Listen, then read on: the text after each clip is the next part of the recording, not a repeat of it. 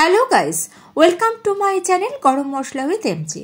শীতকাল মানে নানান ধরনের সবজি, আর এই শীতের সবজি দিয়েই নিয়ে এসেছি দারুণ একটা নিরামিষ রেসিপি। গরম ভাতের সঙ্গে ভীষণ ভালো লাগে। তাহলে চলুন চলে যাচ্ছি রেসিপি। 400 গ্রাম কচি শিম নিয়ে বড় শিমগুলোকে দুভাগ করেছি আর ছোটগুলোকে গোটাই রেখে দিয়েছি। একটা মাঝারি সাইজের বেগুনকে লম্বালম্বিভাবে কেটে একটু লবণ আর হলুদ মাখিয়ে রাখলাম। এর ফলে বেগুনটা তাড়াতাড়ি নরম হয়ে যাবে আর বেগুন ভাজতে গিয়েও তেল খুব কম লাগবে। আলুটাকে দেখুন লম্বালম্বিভাবে কেটে নিয়েছি। কড়াইতে দিয়ে দিলাম সর্ষের তেল। সর্ষের তেলেই এইসব রান্না ভালো হয়। তেলের মধ্যে দিয়ে দিচ্ছি কিছুটা বিউলির ডালের বড়ি। যে কোনো বড়ি আপনারা এখানে ব্যবহার করতে পারেন। বড়িটাকে লাল করে ভেজে নিয়ে তুলে নিচ্ছি। খেয়াল রাখবেন বড়ি যাতে পুড়ে না যায়। ওই তেলের মধ্যে এইবার আমি দিয়ে দিচ্ছি কেটে রাখা আলুটা। আলু দিয়ে একটু 2-3 মিনিট নাড়াচাড়া করে নিয়ে আলুটাকে আমি ঢেকে দেবো। এর ফলে কিন্তু রান্নাটা তাড়াতাড়ি হয়ে যাবে। মোটামুটি ওই 3 মিনিট মতো মিডিয়াম ফ্লেমে রান্না করে নেওয়ার পর দেখুন ঢাকনাটা খুলে দিয়েছি। মাঝখানে কিন্তু অবশ্যই ঢাকা খুলে একবার নাড়াচাড়া করে দিতে হবে।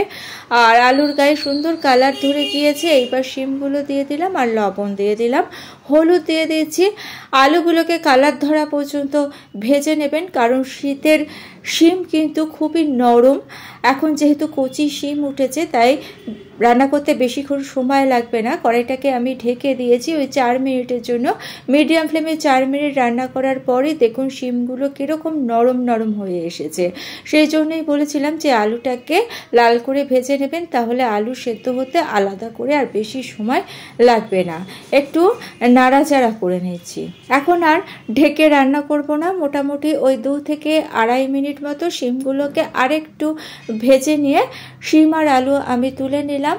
আর কড়াইতে দেখুন তেল অবশিষ্ট নেই, তাই আরও 2-3 চামচ সর্ষের তেল দিয়ে এর মধ্যে কেটে রাখা বেগুনটাকে দিয়ে দিলাম। বেগুনটাকে লবণ হলুদ মাখিয়ে রেখে দিয়েছিলাম যাতে তাড়াতাড়ি নরম হয়ে যায়।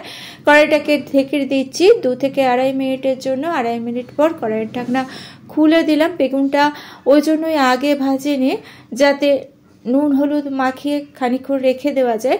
যাই হোক দেখুন বেগুনটাকেও আমি ভেজে নিয়েছি। ভাজা বেগুনগুলোকে তুলে নিলাম। অন্যদিকে একটা মশলা তৈরি করে নেবো। 1.5 ইঞ্চি আদাকে একটু কুচি করে নিয়েছি, 1 চামচ গোটা জিরে আর 15-20টা গোটা গোলমরিচ নিয়ে নিয়েছি। এইবার মিক্সিং জারের মধ্যে সমস্ত গোটা মশলাগুলো দিয়ে দিলাম। জল ছাড়া শুকনো অবস্থায় 30 থেকে 40 সেকেন্ড মতো মিক্সিটাকে চালিয়ে নিয়ে আবার আরেকটু জল দিয়ে একটা পেস্ট বানিয়ে নিয়েছি। আর কড়াইয়ের মধ্যে দিয়ে দিচ্ছি গোটা জিরে আর গোটা শুকনো লঙ্কা ফোড়ন। 8-10 সেকেন্ড ফোড়নটাকে আমি ভেজে নিচ্ছি। 8-10 সেকেন্ড মতো ফোড়নটাকে ভেজে নিয়ে এর মধ্যে অ্যাড করে দিচ্ছি তৈরি করে রাখা মশলাটা। সামান্য একটু জল দিয়ে দিচ্ছি। মিক্সিং জারটা ধুয়ে এখানে একটা কথা বলে রাখি, ইচ্ছে হলে কিন্তু জিরের গুঁড়ো ব্যবহার করতেই পারেন, তবে গোটা জিরে আর গোটা গোলমরিচে এই রান্নার টেস্টটা কিন্তু অন্য একটা মাত্রা পায়। আর এই মশলার মধ্যে আমি হলুদ আর একটু ঝাল লঙ্কার গুঁড়ো অ্যাড করে দিয়েছি। লঙ্কার গুঁড়োটা আপনারা নিজেদের পছন্দ অনুযায়ী দেবেন, ভালো না লাগলে দেবেন না। এইবার মশলাটাকে আমি একটু ওই 2 মিনিট মতো কষে নিয়েছি। কষে নিয়ে শিম আর আলুটাকে দিয়ে দিলাম। শিম আলু দিয়ে মশলার সঙ্গে খুব ভালো করে কষে নিচ্ছি। খুব সাধারণ একটা রান্না। এসব রান্নাগুলো কিন্তু পুরানো দিনের রান্না, তবে এই রান্নার টেস্ট কিন্তু খুবই ভালো হয়। 2.5 থেকে 3 মিনিট মতো শিম আলুটাকে মশলার সঙ্গে কষে নিয়ে এইবার এর মধ্যে 4 কাপ গরম জল ব্যবহার করলাম। যেহেতু একটু ঝোল থাকবে তাই জলের পরিমাণ বেশি দিয়েছি।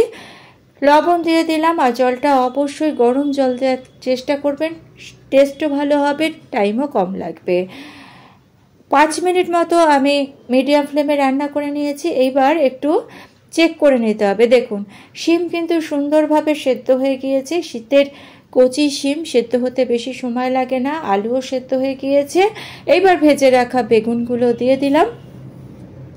দিয়ে দিচ্ছি ভেজে রাখা বড়িটা। বড়ি দিয়ে খুব বেশি কিন্তু ফোটাবেন না, তাহলে বড়ি কিন্তু ভেঙে যেতে পারে। 1-1.5 মিনিট আমি ফুটিয়ে নিলাম। এবার গ্যাসের ফ্লেম অফ করে দিয়ে কড়াইটাকে ঢেকে 5 মিনিট স্ট্যান্ডিং টাইমে রেখে দিচ্ছি। ইচ্ছে হলে এখানে মিষ্টি ব্যবহার করতে পারেন, কিন্তু সব রান্নায় মিষ্টি ব্যবহার করাটা স্বাস্থ্যের পক্ষে ভালো নয়। যাই হোক, 5 মিনিট স্ট্যান্ডিং টাইমে রেখে দেওয়ার পর কড়াইয়ের ঢাকনা খুলে দিয়েছি। আমাদের শিম, আলু, বড়ি, বেগুনের নিরামিষ ঝোল পরিবেশনের জন্য একেবারে রেডি। ভিডিওটা ভালো লেগে থাকলে চ্যানেলটিকে সাবস্ক্রাইব করে নিয়ে পাশে থাকা বেল আইকনটা প্রেস করে দিয়ে অল অপশনটা ক্লিক করে দেবেন, তাহলে যখনই নতুন কোনো ভিডিও আপলোড করব তার নোটিফিকেশন আপনাদের কাছে পৌঁছে যাবে। আজকে তাহলে এই পর্যন্ত। Thanks for watching.